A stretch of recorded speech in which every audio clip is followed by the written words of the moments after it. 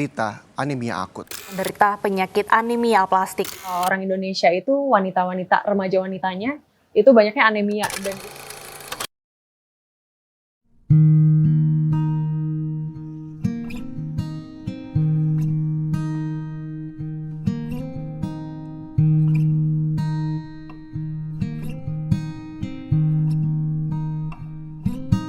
Assalamualaikum warahmatullahi wabarakatuh. Hey, aku Yasmin Kamila, siswa dari SMA Baru Ulum tahun ajaran 2021. Di sini aku akan membahas dengan santai tentang anemia, khususnya pada perempuan remaja.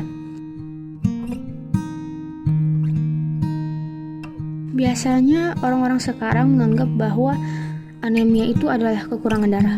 Tapi secara istilah, anemia dalam dunia medis itu definisi yang lebih tepatnya penurunan kapasitas daya angkut oksigen, di mana di dalam sel darah tersebut ada salah satu komponen sel darah merah atau eritrosit yang fungsinya mengantarkan oksigen ke seluruh tubuh kita.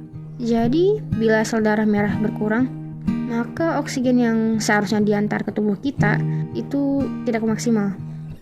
Sehingga muncullah gejala-gejala anemia yang lebih dikenal dengan 5L atau 5L, yaitu lemah, letih, lesu, lunglai, dan lalai.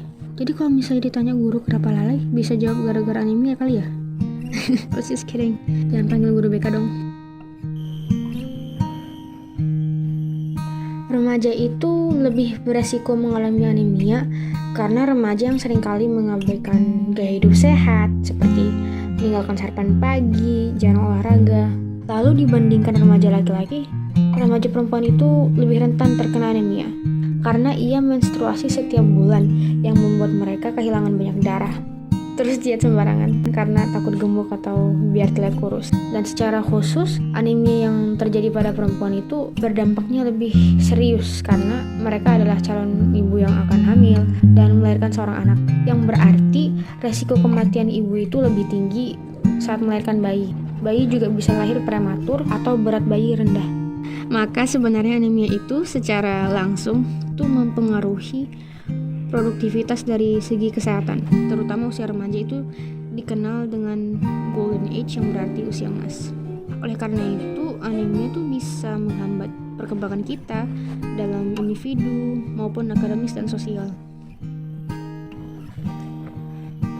Jadi, mendiagnosa anemia itu kita nggak melihat berdasarkan jumlah sel darah merahnya atau eritrosit, tapi lihat kadar Hb-nya, sehingga lebih menggambarkan daya angkut oksigen sel darah merah, bukan jumlahnya.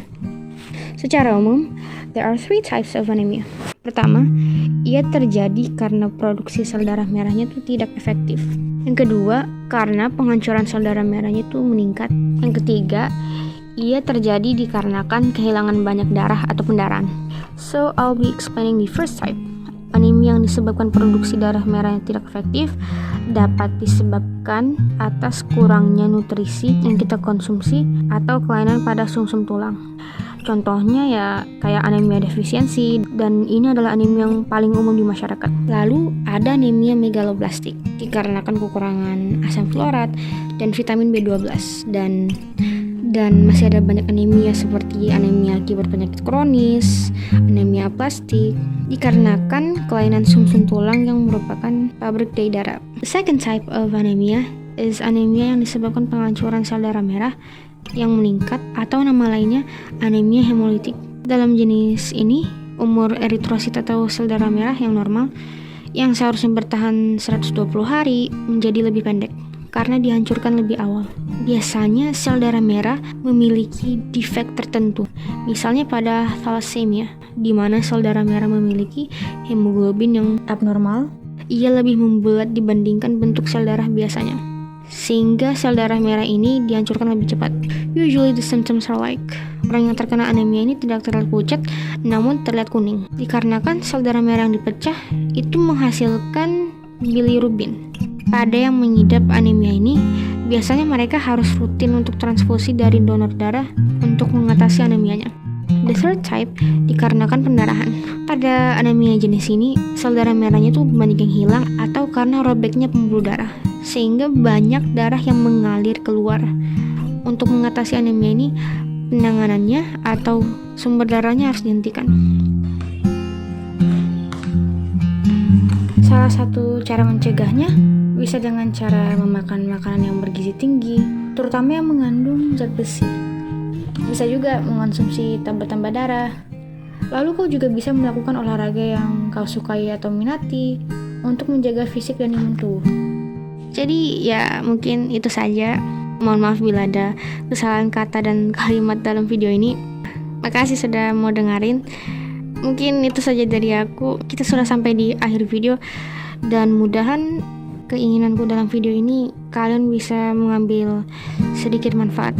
Karena aku ingin sekali bermanfaat bagi orang lain walaupun kecil. Jadi itu saja. Wassalamualaikum warahmatullahi wabarakatuh. See you soon.